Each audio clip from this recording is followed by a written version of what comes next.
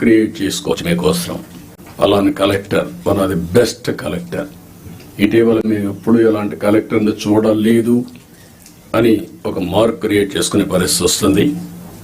దానికి మీరందరూ కూడా ఈరోజు నుంచి ఆ సంకల్పం చేయడమే కాకుండా దాన్ని సాధించడం కోసం పనిచేయాల్సిందిగా నేను మిమ్మల్ని కోరుతున్నా.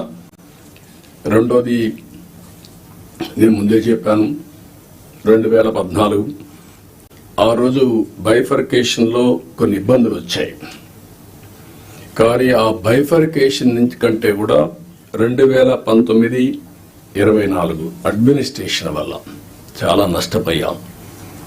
ఈరోజు మనం ఒకసారి చూస్తే 10 లక్షల కోట్ల రూపాయలు అప్పు, 7 వైట్ పేపర్స్ పబ్లిసైజ్ చేశాం.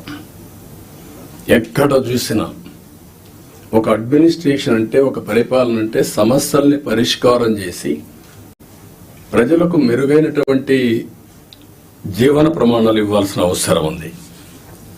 కానీ మొన్నే మీరు చూశారు ఎంత దారుణం అంటే, ఎక్కడికి పోయినా నేను పార్టీ ఆఫీస్కి వెళ్తే 3 గంటలు నాన్ స్టాపబుల్ పిటిషన్లు తీసుకుంటే ఒక 4,000 నుంచి 5,000 పిటిషన్లు వచ్చాయి. 5,000 పిటిషన్లో సగం పిటిషన్లు ల్యాండ్ రిలేటెడ్ ఇష్యూస్ వచ్చాయి. అంటే భూ సమస్యలే 50%. ఎవరు తప్పిది? ఎప్పుడు నా 14 సంవత్సరాల సర్వీస్లో కానీ ఇంత విధ్వంసం, ఇంత భూ కబ్జాలు, ఇంత 22A మిస్యూజ్ చేయడం ఎప్పుడు నేను చూడలేదు. ఇప్పుడు ఏ రికార్డు చూసినా సస్పిషన్తో చూసే పరిస్థితి వస్తూ ఉంది. అంతవరకు వెళ్ళిపోయే పరిస్థితి వచ్చింది. అందుకే ఫస్ట్ క్యాబినెట్లోనే మేము ఏదైతే ల్యాండ్ టైటిలింగ్ యాక్ట్ ఉందో దాన్ని రద్దు చేశాం. సర్వేను కూడా హోల్డ్లో పెట్టాం. ఆ సర్వే కూడా ఇప్పుడే రెవెన్యూ మినిస్టర్ చెప్పినట్టు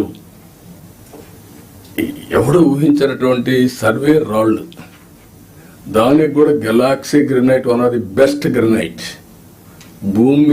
భూమిలో పూడ్చే రాయికి ఇంట్లో వేసుకునే ఒక ఫ్యాన్సీ గెలాక్సీ గ్రెనైట్ పెట్టి దాని మీద ఫోటో వేసుకోవాలని ఆలోచన వచ్చిందంటే ఎంత దుర్మార్గమైన ఆలోచన అర్థం చేసుకోవాల్సిన అవసరం ఉంది మనందరం.